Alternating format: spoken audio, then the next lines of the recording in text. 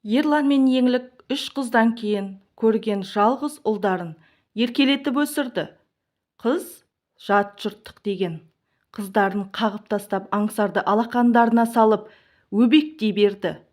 Бұл жанұяда үш қыз бір төбе, аңсар бір төбе еді.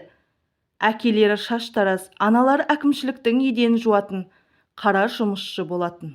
Аңсар тым ерке, бар жоқты білмейтін қыңыр болып ержетті. Өз деген істемей тынбайтын, жер тепкілеп жылап, бақырып, айғайлап қалаған жасататын. Аңсардың бұл қылығы әкесі де шешесі де күліп қоя салатын.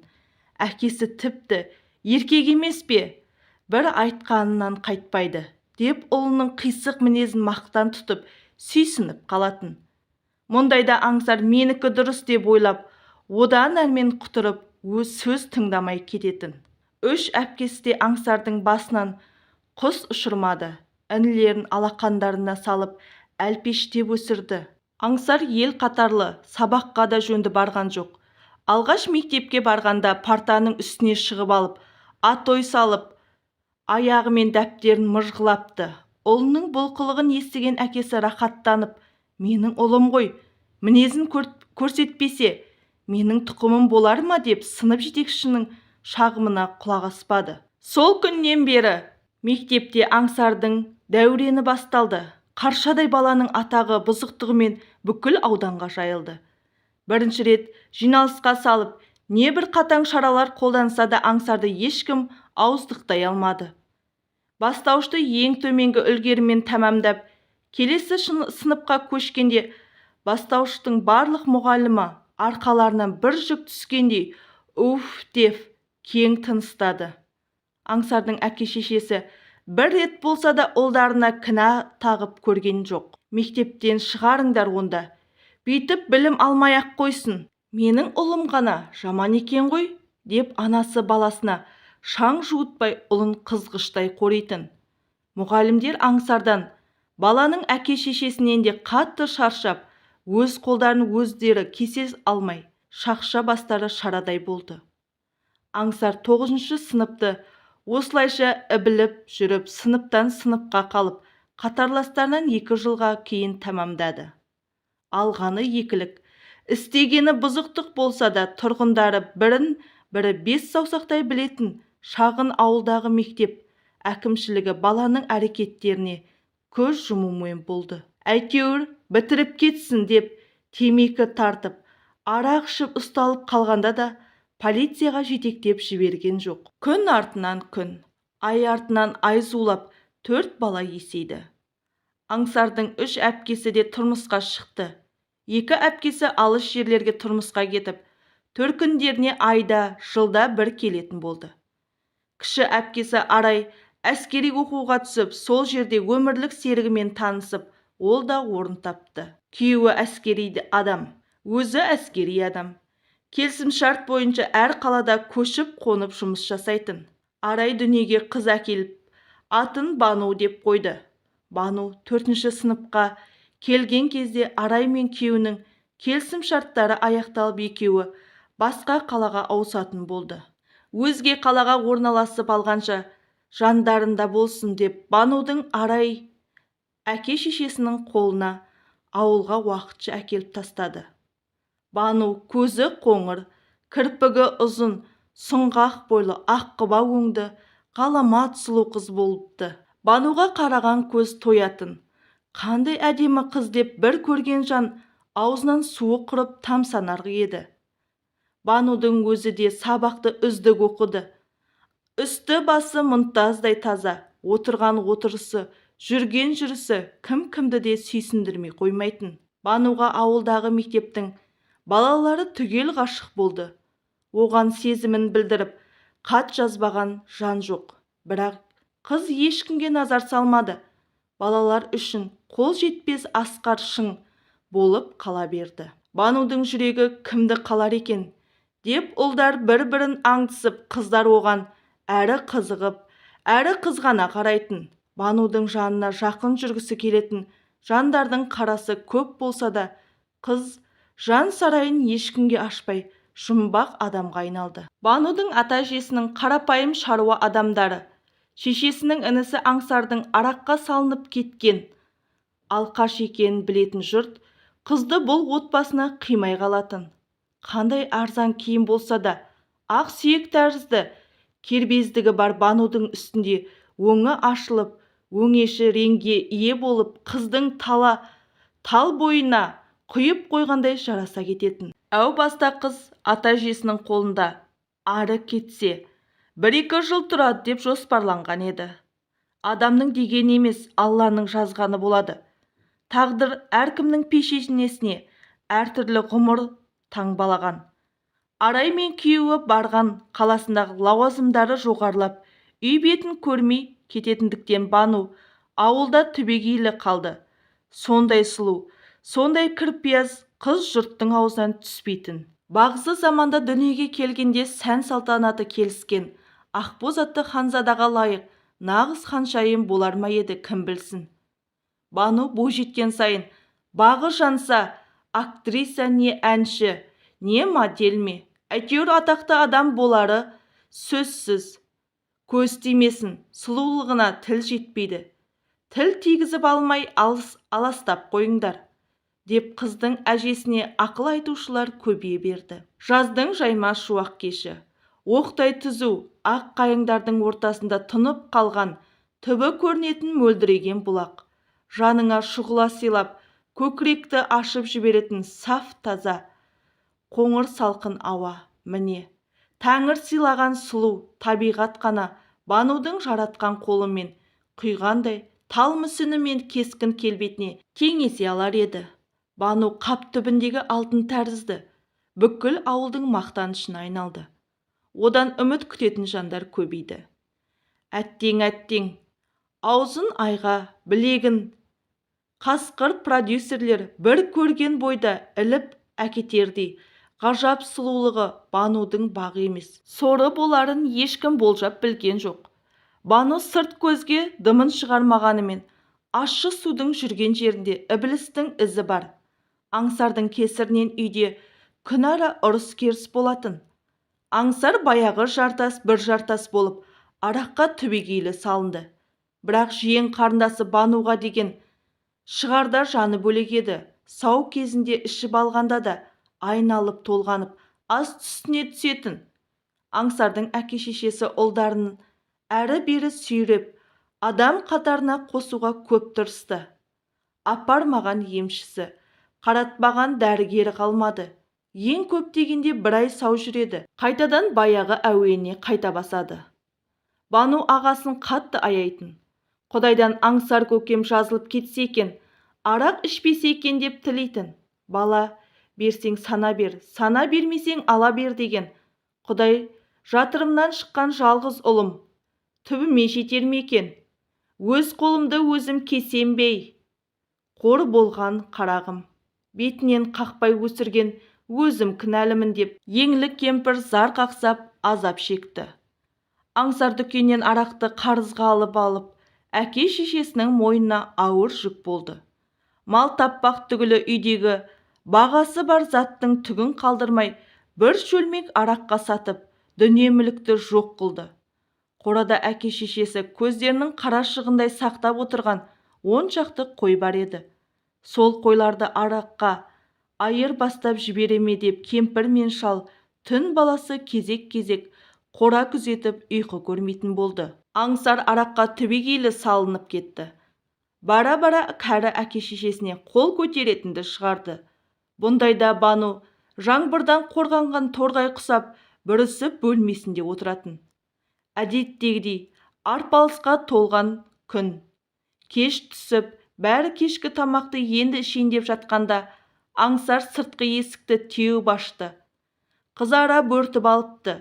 Сорлы, адам болмайды бұл деп еңлік кемпір бүкшең етіп күңкілдеді. Ей кәрі қақпас, мені құртқан сен. Анау қорадағы 10 қойды менен аяп отырсың. Кімге сақтап қойдың? Ел құсап ескі машинада мінбедім. Сол қойларыңды сатып маған бір машина әперетін жөндерің бар. Зейнет ақыларыңды қыздарыңа бересіңдер. Мені ойлап жатқан бір адам жоқ, деді Аңсар анасына қарап. тепсініп. Ашуға булыққан еркек өзінің белінен келетін кәрі анасының төбесінен төнді. Кемпір мен шал жыл өткен сайын шөгіп, қартайып бара жатса да, бойларында бір кісіге төтеп берердей қауқарлары бар еді. Әкесі аңсарды кеудесінен итеріп, кері шегіндірді. Тепсе темір үзетін еркек әкесін бұйым құрлы көрмей, қарсы ұмтылып итеріп тастады. Шалда қайтар емес, аңсарды сүйрелеп басқа бөлмеге апарып тастамақ болды. Сол кезде аңсар одан әрмен құтырып, әкесінің басынан жұдырықпен қойып қалды.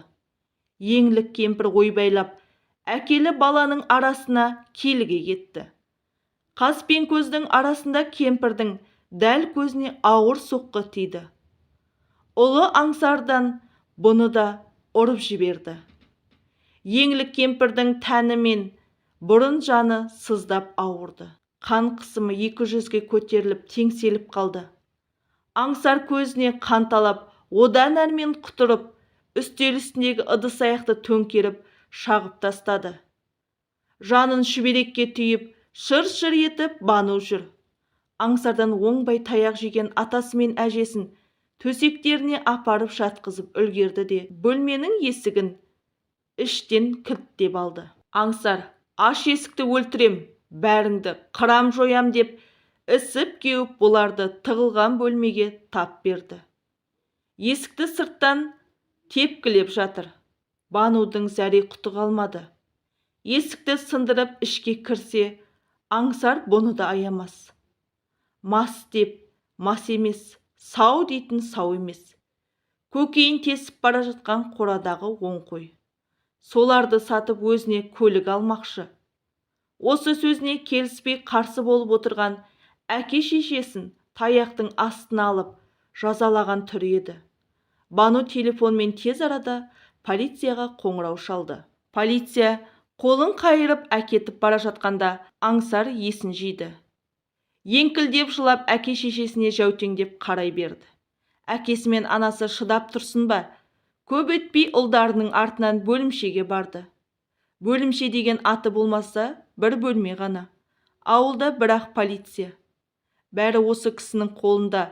Соттайым десе соттатып жібереді. Ерлан шал мен Еңлік кемпір қабағы қатулы тәртіп сақшысына жалынып, ұлдарын босатуды өтінді. Милиция бала, біздің баланы босат. Ондай болып тұрады. Анау қағазыңа ештеңе жазба қарағым. Бізді аясаң осылай ет, деді олар. Полиция басын шайқады. Жастарың үлкендеп қанша рет үндемедім. Не деген адамсыздар өздеріңіз. Көгала қойдай боп таяқ жеп отырсыздар. Ертең біреуіңе бірдеңе болса қайтеміз. Біздің де үстімізде бастықтарымыз бар, деді полиция қабағын түйіп. Ей бала, құлың болайық. Қан қысымыз көтеріліп, екі аяқтан әзер тұрмыз. Енді бізді қинама, сен өзіміздің баласың ғой. Аңсарды алайықта кетейік, деді Еңлік. Екі иықтары салбырап, сүмірейіп алдында тұрған ақ шашты әже мен атаны полиция аяп кетті. Аңсар енді түзелмейді. Жыл өткен сайын саудасы бітіп, адам қатарынан шығып барады. Өзін бағып-қағып өсірген асыл жандарға көтерілген қол екінші рет көтерілмесіне кім кепіл? Осындай адамдар неге жер басып жүреді екен? Өмірге не үшін келді? Зіңгітте жігіт бала, деп әлі күнге дейін өбектей өздері кінәлі шығар. Бірақ олар балам жаман болсын деді ме? Осындай сұрақтармен бас қатырған полиция біраз ойланып, ақыры бастарын иіп, Ерлан мен Еңліктің ыңғайына жығылды. Соңғы рет босатам, бұдан кейін аямаймын, жаза берем, деді полиция. Үлкен кісілер ұлдарын алып келе жатқанда бүкіл ауыл тесіліп қарап тұрғандай болды. Қартайған шақтарында жалғыз ұлдарынан көрмегенді көрді. Ұрпағымыздың санасыздығынан сақта, десті жұрт. Осы оқиғадан кейін аңсар күрт түзелді. Бұндайды ешкім күтпеген еді. Арағын қойып, ел қатарлы тірлікке араласа бастады. Бұған әсіресе Бану жүрегі жарылардай қуанып, есін білгелі қашан көрсенде удай мас боп жүретін көкесі тым жақсы адам екен. Сәні кеткен үйдің берекесі кіре бастады. Ерлан шал мен кемпір сөнген үміттері қайта тұтанып, Құдайға шүкіршілік айтты. Жасы 40-қа таяп қалған Аңсардың өмірінде алғаш рет әйел адам пайда болды. Мұны білген кезде алыс жақын туыстардың бәрі бөріктерін аспанға лақтырып қатты қуанды. Әсіресе Ерлан мен Еңлік көздеріне тәп-тәтті немерелер елестеген сайын бақыттан бастары айналатын. Көп ұзамай Аңсар үйленді. Үлкен әулет тайлы тұяғымен жиналып жалғыз тұяқтың тойын дүбірлетіп өткізді. 30 күн ойын, 40 күн тойын жасап берді. Бануда сүйкімді жеңгесі Жайнаны көрген сайын жүзі балбұл жанып жеңгесіне жұғысып жүрді. Бой жетіп қалған қыз емес пе, жеңгесінің жанынан шықпай жан сырласына айналды. Жайна Бануды бұрымнан сипап жақын тартты. Банудың әке-шешесі де тойға келіп, бауырларының тойында бір адамдай атқарысып қайта жұмыстарына аттанды. Банудан кейін құрсақ көтермеген Арай нағыз бастыққа айналыпты. Бүкіл туысқанын қабағымен-ақ қуырып жіберді. Темірдей тәртіптің адамы болғандықтан да болар. Арайдың алдында бәрі иіліп, именіп жүрді. Бәрі тамаша өтті. Өмір тәтті естеліктерге толы еді. Абыр-сабыр басылған соң Жайна келіндік қызметіне кірісті. Кім келсе де қабағын ашып, шәугімін көтере шабатын Жайна бәріне ұнай бастады. Жұрт, Алқаш Асқардың әйелі мынандай екен деп, бас бармақтарын көрсетіп өтетін болды. Алқашың не? Қазір ол ішпейді, адам түзелем десе, түзеледі екен-ау деп еріндерін сылп еткізіп, Аңсарды мақтаушылар да табылды. Ел ішінде алып қашпа әңгіме көбейді. Ал Бану сол арада 9-шы сыныпты бітіріп қалаға техникалық колледжге оқуға түсті. Банумен бәрі қимай-қимай қоштасты. Аңсарда қала мен ауылдың ортасында тұрақты жұмыс істеп жүрген көлігімен қалаға ала кетпек болды. Бәрі Аңсар мен Бануды шығарып салмақ болып есік алдына шықты. Еңлік кемпір бауырында өскен жиен немересін қимай, көзіне жас алып, босап қалды. Алдың жарық болсын қарағым деп, үлкен өмірге аттанғалы тұрған Бануға ақ батасын берді. Ерлан шалда жиен құшағын алып маңдайынан құшарлана иіскеді. Аяғы ауырлаған соң тіптен ажарланып кеткен Жайна сүйікті қайын сіңілісіне сәттілік тілеп тұр. Жаным, жеткен бойда хабарлас. Ештеңе уайымдама, бәрі жақсы болады деп арқасынан қақты. Бану Аңсардың көлігіне отырып, үйдегілермен күлімдей қоштасты. Көлік қалаға қарай жол тартты. Аңсар оңашада Банудың бой жетіп қалғанын байқады. Бұрын қалай көрмеген. Уылжып пісіп тұрған тәп-тәтті жеміс секілді. Үзіп алғың келеді. Ойына не бір арам нәрселер түскен сайын тыныш отыра алмай, тыпыршып, өз-өзімен іштей арпалысумен болды. Әпке жездесіп мұны оңдырмай, олардан бұрын қарындасы ғой Құдай-ау. Қарындасын жамандыққа қалай қияды? Өле қал сормаңдай Аңсар. Мұндай оқиға қалай келді? Миссыз басыңа. Бір сәт өзін тоқтатса, екінші жағынан арам ой сумаңдап, басын айналдырып әкетіп барады. Жұрт айтса айтқандай екен, Бану хас сұлудың өзі екен. Үріп ауызға салғандай хор қызын құшатын адам қандай бақытты. Сол жерде жан тәсілім етсе де арманы жоқ шығар деп, алаңсыз ұйықтап жатқан Бануға қадалып қарай берді. Қарындасына қараған сайын көзі тоймай, шіркін деп, аузынан суы құрып барады. Сөйтіп отырған кезде қалаға да жетіп қалыпты.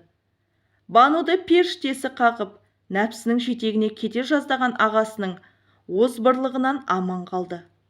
Ойында ештеңе жоқ. Аңсар көке, деп ағасынан арқа тұтып, Аңсардың артынан шауып жүр. Аңсар Бануды туыстарының үйіне орналастырып, ауылға кетті. Жұмысынан арай сұранып келіпті. Қызын оқуға орналастыру үшін демалыс алыпты. Бірақ уақыт тығыз. Банудың оқу орнындағы мұғалімдермен сөйлескен соң, көп бөгелмей өзге қалаға қайтадан жол тартты. Бану жұмыс басты, анасының жағдайын жақсы түсінеді. Әкесі де қызметте. Бәрі осы Банудың игілігі үшін ғой. Арай басқа қалаға ұшып кеткен соң, Бану үшін студенттік өмірдің қызығы мен шыжығы басталды. Сұлу қыздың артынан жүгірген жігіттер құмырсқадай қаптап көбейген үстіне көбейе берді. Студент атанған Бану біраз ашылып, жігіттермен танысып сөйлесе бастады. Бану тұрып жатқан туыстарының үйіне күн сайын гүл, түрлі сыйлықтар келетін болды. Бірақ қыз көп уақытын сабаққа, білім алуға жұмсады. Қашан көрсең, кітапханадан табылатын сұлу бойжеткен жарқын болашаққа үкілі үмітпен, селкеусіз сеніммен қадам басты. Арада 3 айдай уақыт өткен соң Аңсар мен Жайна да қалаға көшіп келді. Жайнаның босанатын уақыты таяп, Аңсар пәтер жалдап, қалаға түбегейлі көшіп келгендерін, өзінің енді осында жұмыс істейтінін айтты. Банудың қуанышында шек болмады. Дереу Аңсар көкесінің қолына көшіп келмек, бірақ Бануға тұрып жатқан үйіндегі туыстары, бауыр басып қалғандар соншалық оңайлықпен жібере қоймады. Оның үстіне Аңсардың жалдамалы пәтері Банудың оқуынан алыстау еді. Бану осылайша Аңсардың үйіне қонып қайтып, туыстарының үйіне келіп, екі үйдің ортасында жүрді. Осы аралықта Жайна толғатып жатыр деген хабар бүкіл жақын туыстарын арасында тарап кетті. Бұны естіген бойда Бану көп ұзамай құстай ұшып көкесінің үйіне келді. Жеңгесі безілдеп жүр екен, доп-домалақ. Ішін қолмен көтеріп алыпты, өңі қашып кеткен. Бану кірді, жедел жәрдем зыр етіп тоқтады. Жайнаны бір сөзге келтірмей, алды-артына қаратпай салып алып, перзентханаға қарай желдей жүйткіді көлік. Бану жеңгесімен жөнді тілдесіп үлгерген жоқ. Әйтеуір жеңгесі аман-есен жаны қалып, өмірге сәби әкелсе. Бұл үйге азын аулақ қонақ келері анық. Сол уақытта бұлардың бір жағына Бану шықпағанда кім шығады? Бану жеңгесі босанғанша осы үйде болам деп шешті. Аңсар көкесі әйелдің толғатып, жаны қиналып жатқанын көріп, не істерін білмей қалбалақтап жүрген. Бір қараса жоқ. Қайда кетіп қалғаны белгісіз. Кеш түсіп барады. Бану жалғыз өзі қорқып, көкем тезірек келсе екен деп тіледі. Арада біраз сағат өтіп, Аңсар келді. Удай мас. Жылдар бойы ішпеген Аңсар қайтты, ащы судан ұрттап алыпты. Үйге кіре сала, алдында состиып тұрған Бануды көрді. Бойында тараған ащы су қойсын ба, қарындасына қарай бас салғанын өзі білмей қалды. Есін білмейді, шырылдаған Бану аяусыз жұлмаланды. Бану Аңсардың қойнынан сытылып шыға алмады. Аңсар Бануға зорлық көрсетіп, арам ойын іске асырды. 12-де бір гүлі ашылмаған бойжеткен қасқағым сәтте сорлы болып солып қалды. Шаруасын бітірген соң Аңсар қарындасын ашық-шашық күйінде тастап, теңселіп басып сыртқа шығып кетті. Бану өз көзіне өзі сенбей, сұлқ түсіп жатыр. Аңсар көкесі жаңа ғана өзін зорлап тастады. Иә, ащы болса да ақиқаты осы еді. Бану дір-дір етіп ұзақ жылады. Енді мен не істеймін? Алла, мен енді қалай өмір сүремін? Неге келдім бұл үйге? Тірілей, өлдім ғой. Мен біттім ғой деп айқайлап аңырады. Абыройын айрандай төгілген Бану біраз уақытқа дейін өз-өзіне келе алмады. Сосын анасына қоңырау шалды. Түн ішінде Шар еткен телефон дыбысынан шошып оянған Арай ұйқылы ояу. «Алло» деді. «Мама». «Иә қызым, не болды?» деді Арай. «Мама, тез келші. Аңсар көкем мені». «Иә, ол айуан мені зорлап тастады». Осылай деген Бану ары қарай сөйлей алмай, булығып телефонды лақтырып жіберді. Арай мен Дулат екеуі бірдей таңғы респен дереу ұшып келді. Жол бойы Бануға тынымсыз қоңырау шалып сөйлесіп отырды. Бану өз-өзіне қол жұмсап қоя ма деп қорықты. Әке-шешесін көрген бойда Бану көз жасын тия алмады. Арай қызымен қосыла жылады. Әкесі Дулат полиция шақыртты. Аңсар сол күйі жалдамалы пәтерге оралмады. Есін жинап, қарындасына зорлық жасаған түсінген бойда бойы тасалап, қашып кеткен. Қолыма түссін, ол азғынның өңмен өз қолымен үзем деп Банудың әкесі ызадан жарылып кетуге шақ қалып әзер шыдап жүрді. Жайна мұны естіген бойда есеңгіреп, жаңа туған шақалағын құшақтап отырып қалды. Бұл оқиға бүкіл елді дүр сілкіндірді. Полиция Аңсардың ізіне шам алып түсті. Аңсар қалада бой тасалап жүріп, соңында әке-шешесінің үйінде ауылға қашып келіп тығылды. Арай қоймай, Аңсардың ауылында екен білген бойда ауылға жетіп келді. Ерлан мен еңлік іштен шыққан шұбар жылан емес пе? Аңсардың соңына дейін қорғаштап, біресе жертөлеге, біресе қораға жасырғанымен Арай тоқтамады. Ақыры інісін ауыл сыртындағы үңгірге отырған жерінен тауып алды. Арай Аңсарды тепкінің астына алды. «Ей ит, ит-ай ит, қызымды құрттың ғой, бүкіл өмірін құрттың» деп әскери адам емес пе? Аңсарды жанды жерінен ұрып-ұрып, быт-шытын шығарып тастады. «Сен өлік, сен адам деп сенген менің сорым бесел екен. Бәріміздің түбімізге жеттің» деп інісін қан-жоса қылып, атып өлтірем деп қойнынан тапаншасын шығарғанда, еңлік жүгіріп жетіп қызының аяғына жығылып, тапаншасын тартып алды. «Алла, Аллай, көрсеткенің осы ма» деген шал мен кемпір зар жылап, екі баласының ортасында шыр көбелек айналды. Көп өтпей Дулат та жетті. Ауылдағы ел-жұрт араға түсіп, Аңсарды Дулаттың қаһарынан қорқады. Қан жоса болған Аңсарды әке-шешесінің емес, басқа бір ағайынның үйіне алып келді. Көп өтпей полиция жетті. Қылмыс ел-жұртқа жайылып кеткендіктен бе, әйтеуір полиция топырлап қаладан келді. Аңсарды алды-артына бұрылтпады, ешкімді сөйлетпеді. Ұлдарын түрмеге қимай, кінәсі дәлелденсе, бірнеше жылға сотталады. Заң алдында бәрі бірдей деп бір-ақ айтты. Аңсардың қолын қайырып көліктеріне отырғызды. Оның үстіне қыз зорлаған соң қашып кеткен, бірнеше күн іздеуде болған. Жазасы ауыр болады деп басын шайқады тағы біреуі. Аңсар деп аңсап күтіп, атын қойып ем, маңдайдағы сорым бесел екен. Көрерімді көрдім-ау, қу басым көрге кірмеді-ау деп еңлік кемпір ел-жұрттың көзінше еңіреп жылады. Енді міне, Аңсар деген бауырым жоқ, енді ол мен үшін, Бану үшін де өлді. Аңсар деген бауырымды мәңгіге өмірімнен сызып тастадым, деді Арай. Содан кейін Арай Аңсардың бетін көрген жоқ.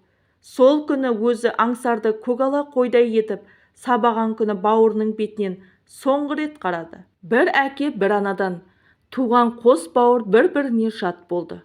Арай мансап қуып, көзін шел басқанын, өз перзентін өз қолымен орға жыққан түсінген сайын өзегін өкініш өртеп, жанын қоярға жер таппады. Жұмысты да басқаны да тастап, кеште болса құрсағынан шыққан жалғыз перзентін өз қолына алды. Бауырына басты. Бану, мені кешір, бәріне мен кінәлімін. Мен сенің анаң болып қорғай алмадым. Бұлай болады деп ойламадым да. Деп түн баласы өксіп жылап шықты. Ал Бану өз-өзінен тұйықталып, ел алдына шықпай, күн ұзақ үйде отыратын болды. табиғат берген ғаламат сұлулығынан айырылып, күннен күнге солып бара жатты. Аңсар бірнеше жылға сотталды. Сот залында ештеңе есімде жоқ. Қу арақтың кесірінен сондай айуандыққа бардым, білмей істедім. Мен өлім жазасына кесіңдер, деп өзіне өзім үкім шығарды. Ал сот оны бірнеше жылға түрмеге жапты. Абақтыда көрген қорлығын айтуға ауыз бармайды. Ол жақтың өз заңы бар екен. Қыз зорлап отырған түрмеде өмірге келгендеріне өкініп, жандары қиналады екен. Аңсарды ауыр жазадан құтылған жоқ. Түрмеге оны іздеп бір-ақ адам келіп жүрді. Ол ақ шашты еңлік кемпір. Ал Ерлан шал Аңсар сотталғаннан соң денсаулығы күрт нашарлап, төсек тартып жатып қалды. Бүкіл әулет тозық шығып, құрып кетудің азақ алдында тұрды. Кім кінәлі? Тағдыр ма? Адам осынша ауыр тағдырды неге өзгерте алмайды? Әрқайсысы әр түкпірде отырып, қалың ойға шомылатын. Ерлан шал мен еңлік кемпір жалғыз ұлға дұрыс тәрбие бере алмадық-ау деп бір-бірін кінәласа. Арай, қызымды ауылға бекер апарып тастадым. Жанымда тастамауым керек еді. Содан бастап қателескенімді ұқпын. Үлкен қалада жақсы колледжде оқысын. Осы қалада алдырсам, мына әскери бөлімшенің жанындағы үйден қалаға барып қатынап оқуға қиналып қалады деп едім. Қателесіппін. Қызымды өз қолыммен құрттым. Қызымды балшыққа батырдым. Сол балшықтан өзім сүйреп шығаруым керек. Бану осы күйі еңсесін тіктемесе ше, деп мың ойланып, арпалысып, өзін жегідей жеді. Сұп-суық түрмеге қамалған Аңсар қу араққа қайдан ғана жоладым. Бір жұтым ащы су өмірімді күл-талқан етті. Әттең, дәл қазір жылы ұямда, жайнамның жанында, баламды құшақтап отырар едім. Аллай, қанымнан жаралған ұлымды бір еске алмадым-ау, қайтем енді. Қызғалдақтай құлпырып бой жетіп келе жатқан Бану қарындасымды қиянатқа қидым. Атаңы нәлет, арақ, деп жер тепкілеп ала сұрды. Ал Бану өте, уақыт өте келе, жан жарасы жазылып бой тіктей бастады. Арай мансабын тастап бәрінен бас тартқан еді. Банудың әкесі тапқан табысын бәріне жетіп жатты. Бұлар ақшадан еш тарыққан жоқ. Сонда да біраз уақыттан соң Арай, Бану екеуі бірге істейтін жұмыс қарастырды. Өйткені жалғыз қызын бір сәт көзінен таса қылғысы келмеді. Бірақ өз ойындағы жұмысы табылмаған соң, ойлана келе кішігірім кәсіп бастауға бел буды. Осылайша Арай мен Бану шағын киім бутигін ашты. Қайда жүрсе де анасы мен қызы бір-бірінен айырылмады. Бану тірлікке араласа бастаған соң, өткен өмірін бір сәтке ұмытып, көңілі сергіді. Сөйтіп жүргенде Арман есімді жігітпен танысты. Арман Бануға бір көргеннен ессіз ғашық болды. Бануды көрмесе тұра алмайтын халге жеткен Арман оқыған-тоқыған зиялы отбасынан шыққан жігіт еді. Өзі сондай сымбатты, бойы ұзын, арық, жарқыраған көркем жігіт. Әкесі мен шешесі профессорлар, әкесі ғылыми орталықтың директоры. Білім жолына түскен, мәдениетті, өте биік, тамаша жандар болатын. Көп өтпей Арман Бануға сезімін білдірді. Бану, бір көргеннен көзіме жыл ұшырадың. Сені өмірлік жарым ретінде көргім келеді. Қаншама қыз көрдім, сені ешкімге ұқсамайсың, деді Арман Бануға. Бірінші кездесуде-ақ Бану мұндайды күтпеген. Арман, сіз қызық екенсіз. Қыздардың бәріне бірінші кездесуде үйленуге ұсыныс жасайсыз ба, деді Бану. Сенің орның тым бөлек. Келіссең де, келіспесең де сені үйіме әкетемін. Сені көргенде жүрегім дүрсілдеп кетеді. Өтінемін, мені кеудемен итере көрме. Мен сені алақанымда аялап ұстаймын, деді Арман. Маңдайы жарқыраған ханзада тәрізді сұлу жігіт Бануға қып-қызыл бір құшақ, раушан бірге қауқартас жүзік ұсынды. Бану таң-тамаша болып тұрып қалды. Танып білмей тұрып қалай жауап береді? Арман Банудың өткен өмірінде үлкен өкініш бар екенін білмейді. Жігітті алдай алмайды, оған намысы жібермейді. Менің арым таза емес, десе, арман шоқ басқан адамдай ыршып түспей ме? Мейрамхана ішінде сұлу қызға сымбатты жігіт ұсыныс жасап жатқанын көрген адамдар, Банудың ойланып тұрғанын көріп, күтпеген жерден «Иә, иә» деп әр тұстан айқайлай бастады. Арасында орыстар да «Да» деп қояды. Бейтаныс жандар екеуінің жарасып кетулеріне шын тілекші болып тұр. Бану қатты қобалжып, беті ұялғаннан қызарып толқып кетті. Бәрі жан-жақтан шулап кеткесін, әрі арманның қиыла қараған көзіне шыдай алмай Бану «Иә» деді. Жұрт қол шапалақтап қуанды. Арман мәз болып, Бануды құшақтап шыр көбелек айналдырды да қолына жүзік салды. Сөйтіп сұлудың маңдайынан иіскеді. Бану арман үстелге отырған соң не де болса бәрін ашып айтуға бекінді. Арман, білесіз бе, қалай айтсам екен? Сіз мені бірінші кездесуге, үйленуге шақырып тұрсыз. Мен сізді жақынырақ танып білгім келеді. «Иә» деген себебім, елдің көзінше жоқ деп, сізді жігеріңізді жасытпайын дегенім. Сондықтан мына жүзікті өзіңізге қайтарамын, деді. Қауқар тасты сақинаны қолынан шешіп тастады. Арман үндемей тыңдады. Сөйтті де жылы жымиып, Бану, бірдеңе айтам. Сен тек дұрыс түсін. Мен сен туралы бәрін білемін. Сен бұрын тұрған ауылда әкемнің нағашы туыстары тұрады. Жәрдембай атаны танитын шығарсың, деді Арман. Бану намыстан өртеніп кете жаздады. Танығанды жақсы танимын. Ауылдың бәрін жатқа біледі. Бану үндемей отырып қалды. Бұдан кейін артық ештеңе естігім келмейді. Өткен өмірің мені қызықтырмайды. Ендігі жерде тек екеуміз бармыз. Сенің ешқандай кінәң жоқ. Ал кінәлі адам жазасын алып жатыр. Сен мен үшін өмір бойы тазасың. Бану жаным, өмірлік жарым болшы. Мен сені жанымнан артық жақсы көремін. Өткенді ұмыт. Енді сен тек бақытты күндер күтеді, деді Арман. Мұны айтып отырып, Арманның көңілі босап кетті. Бану пора-пора болып жылап жіберді. Арман қызды құшағына алып кеудесіне басты. Арада 2 ай уақыт өткенде Арман мен Банудың дүркіреп тойы жасалды. Бану өмірге қайта келгендей шын бақыттың дәмін сезінді. Арман әйелін қатты жақсы көріп, алақанына салып аялаумен болды. Ортақ таныстары көп болған соң Банудың артынан алып қашпа әңгіме көп ерді. Ондайда Арман ешкімнің өсегін тыңдамай тұрып кететін. Бара-бара дегеніне жете алмаған мысық тілеу жандар саябырсып, Арман мен Банудың айналасында тек шын тілекші жандар қалды.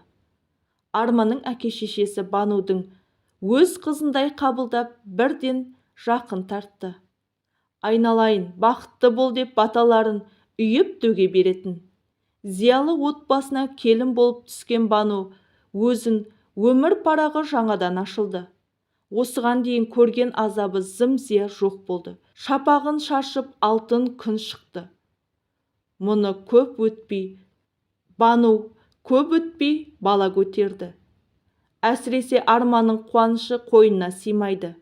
Ерлі-зайыптылардың бір-біріне деген ыстық ықыласы. Арман бір айтқан сөзін орындайтын, тек бір кесіп сөйлейтін кесек мінезді нағыз еркек екен. Әке-шешесіне деген сыйластығын айтыңызшы шіркін. Үйде бір ретте айғай-шу көрмепті. Отбасылық тәрбие мықты, жолға қойылған іргесі мықты, босағасы берік, шаңыраққа келін етіп түсірген Құдай Банудың басына беселі бақытты үйіп төгіп бере салған секілді. Азапты күндердің өттеуі осы болар бәлкім. Бәрі бір-бірінің көңіліне қаяу салмай, елпілдеп, мейірім махаббаттан төгіп, елжіреп тұрады. Бану сондай бақытты еді. Күйеу мен ата-енесіне деген сүйіспеншілігі күннен күнге көбейіп, оларды қатты жақсы көріп кетті. Арманның жалғыз түйір әпкесі бар еді. Ол ғылым жолына түсіп тұрмысқа шықпай қалған. Мінезі тіке, бетің бар жүзің бар демей айта салатын бір беткей адам. Ағайын туысып тіке мінезін именіп аяқтарын жинап жүретін. Осы уақыттарда шетелдерде іс сапарда болып, бауырының тойына қатыса алмаған. Арманның әпкесі бауырының үйленгеніне бір айдай уақыт болғанда шетелдегі іс сапары аяқталып, елге оралды. Жаннұр Бануды бір көргеннен жүрегінің ішінен кіргізіп, өз сіңілісіндей қамқор болды. Бануда қайын әпкесінің алдында құрақ ұшып, қабағын аңдып жүретін. Оңаша қалған кездерінде Жаннұр Арманға ешкімнің сөзіне ерме, айдай сұлу келіншегінің қадірін біл. Банудың көрмегені жоқ көрінеді. Ендігі жерде жылатпа, көзінен бір тамшы тамбасын деп ақылын айтып отыратын. Жаннұр үйде жиі болмайтын, шетелден шетелге барып келген. Келіне небір киме-кешек, қымбат заттар әкеліп, бұл отбасы Бануды жақұттай жарқыратып ұстады. Банудың жүріс-тұрысына сын айтып қалған ағайындарын бос сөйлей бермеңдер, қателеспейтін адам болмайды деп бір-ақ ауыз сөзбен тыйып тастайтын. Отбасынан үлкен қолдау көрген Арман Банудың жүрегіндегі ауыр жараны жазып, оны бақытты ханшайымға айналдырды. Бануға бүкіл ел қызыға да қызғана да қарайтын. Ал Аңсар түрмеде дін жолына бет бұрды. 5 уақыт намазға жығылып, істеген күнәлары үшін Құдайдан күніне 1000 рет кешірім сұрады. Ерлан шал сотталған соң ауырып, төсек тартып қалған еді. Беті бері қарамады. Күннен күнге халі нашарлап, жалғыз тұяғының көрсеткен азабына жаны шыдамай, құса болып өлді. Аңсар әкесінің өз қолымен жерлей де алған жоқ. Жападан жалғыз қалған еңлік кемпірді Арай өз қолына көшіріп алды. Еңлік кемпір күйеу баласының қолында тұрғысы келмей, амалсыз көнді. Ал Жайна Аңсардан ажырасып, ұлын құшақтап төркініне кетіп қалды. Қор болған қайран өмірім-ай, ұлым әкесіз өсетін болды-ау деп зар жылаған Жайна күйеуінің туған жиеніне жасаған зорлығын кешіре алмады. Оған түбегейлі теріс айналды. Жылдан жыл қуалап, Аңсардың түрмеден шығатын уақыты таяды. Абақтыда күн санаған Аңсар бостандыққа шыққанда қалған ғұмырын Құдайға құлшылық қылып өткізем деп шешті. Басқа таңдауы жоқ еді. Аңсар түрмеден шығатын күнді сағат санап күтті. Бостандыққа шыққан соң бұдан бәрі теріс айналар. Бүкіл әлем мұны тірідей жерге көмген.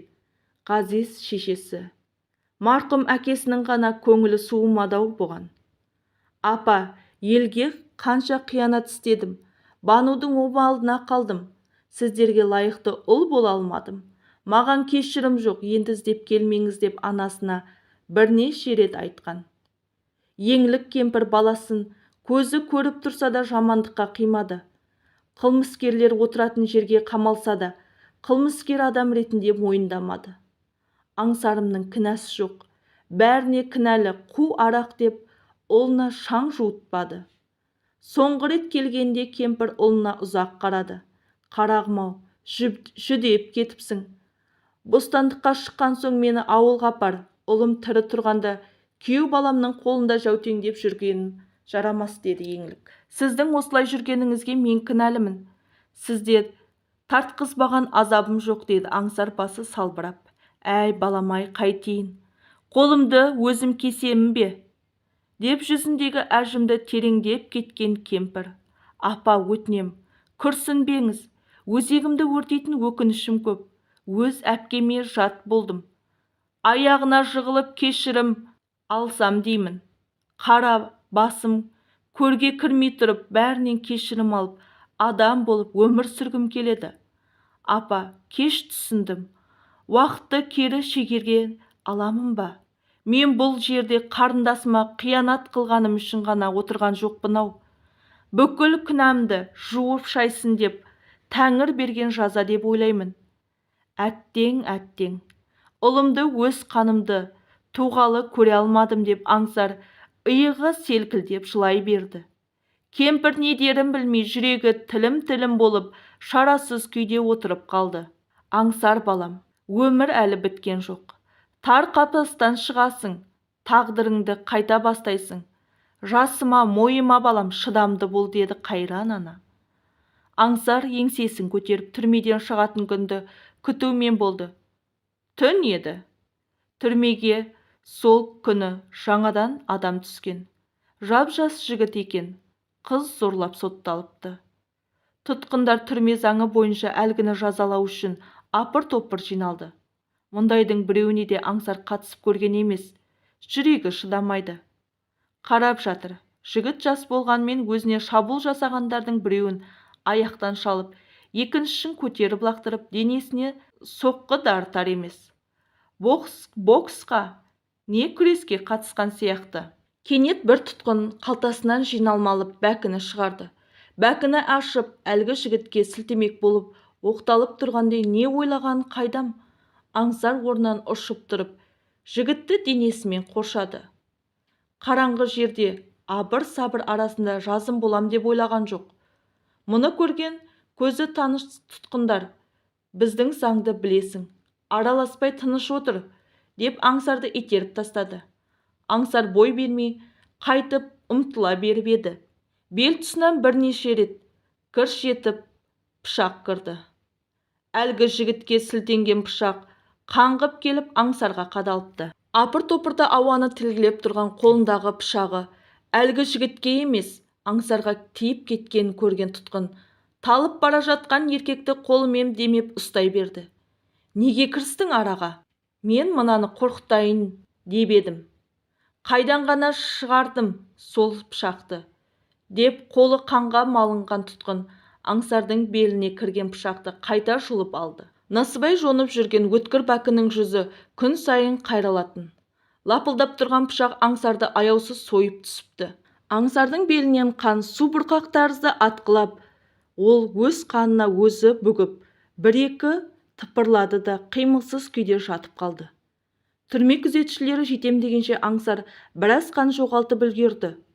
Ауруханаға жетер жолда жаны шыдамай, демі үзіліп жан тәсілім етті. Түрмеден шығуына бір айдан аз уақыт қалған болатын. Арай жалған дүниеде жат болған бауыры жер қойнына тапсырар алдында: бауырым, ақыңды кештім, қызыма жасаған қиянатыңды бұл дүниеде өтеп кеттің. Енді сенің айыбың жоқ, жаның жанатта болсын, деп Аңсардың маңдайынан қол тигізді. Бану бұл күнде 2 балалы болған еді. Ол да көкесін ажалға қимай: Аңсар көкем-ай, арақ ішпегеніңде тым жақсы өмір сүрер едің. Бәрін ұмыттым. Бақыттымын. Мен сені кештім көке, деп көп жылады.